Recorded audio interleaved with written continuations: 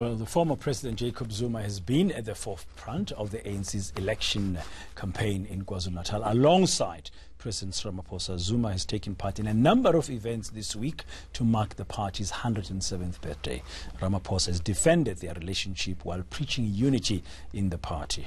Well, political risk analyst Netemba Zonke is joining us now just to help us unpack this and maybe give us some perspective on how should we really understand what is happening currently. So Netemba, good morning and thank you very much for coming in. Thank you very much. Now, we've seen the two gentlemen for the first time in a long time yesterday sitting together in one of the rallies. Yes. And President Cyril Ramaphosa saying, me and Msholozi are like this, we're working together well. Yes. How should we read this? What is the message there? How should you understand what's going on? I think we should understand it with regards to internal politics of the ANC, and especially in terms of the region where Cyril Ramaphosa is campaigning and where the general A statement will be read, KZN. This is Zuma's home ground. I mean, even in 2007 when Zuma won against Thabo Mbeki, we saw an increase in the ANC support in KZN, even in the 2009 elections, 2014 elections. So KZN is critical for the ANC, and Cyril Ramaphosa certainly wants to ensure that the fractures that have been shown in that party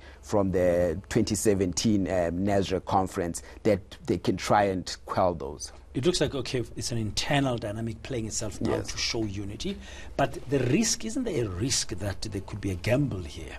That using a man like Jacob Zuma's got this shadow over him of corruption charges still pending. And we still have the state capture inquiry coming up. We don't know what more is going to come out of it. The Raymond Zondo Commission of Inquiry. Isn't the ANC taking a huge gamble here by using Jacob Zuma in this way? Yeah, I think it's quite different. I mean, I think from what I'm seeing is him in KZN is actually more of an asset than maybe a liability. Jacob Zuma, despite what a lot of criticism and valid criticism about him, still has a lot of support, particularly within KZN.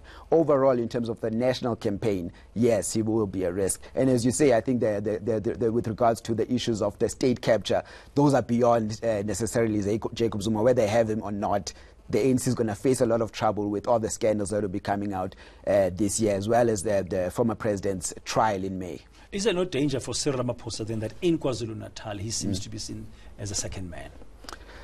Indeed, I think again it shows you that the fact that he needs Jacob Zuma, it kind of shows a weakness.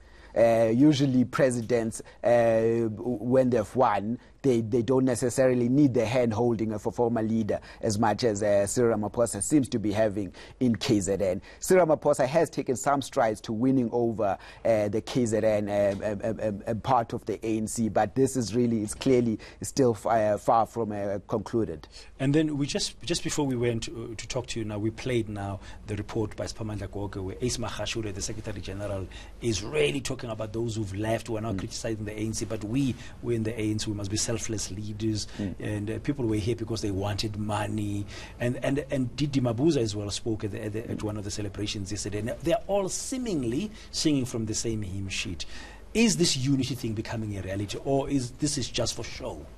I mean, it's preaching to the choir. It's really no party, or at least the ANC. It's hard to simply admit its fractures. Sometimes people want to put things under the carpet to kind of not really look at the true troubles of the party. I think, yeah, it is the fact that you can speak about people leaving the party and not admitting some of those reasons is not right, and not admitting that the ANC has faced issues of corruption, and some of its leaders who are still in are facing corruption scandals. I just want to get your perspectives, Netemba, back to the Zuma-Ramaphosa dynamic. Okay, in KwaZulu-Natal, if you ring-fence it there, it looks like it might work in the favor of the ANC from a provincial perspective, because Zuma remains very popular there from what we're saying. But he could also be popular elsewhere. If you were Ramaphosa, would you use him elsewhere as well as you lead up to the campaign? Because he seems to be a crowd puller, as Jacob Zuma, each time he appears in public. No, I certainly won't. Outside of KZN, Zuma is not popular. We even saw that when he was president. I mean, the Gauteng ANC didn't want him as part of the face of the campaign. ANC almost lost Gauteng largely because of President Jacob Zuma. I don't think anywhere else in the country, whether it's the Eastern Cape or even Mpumalanga, he would pull as large as a crowd.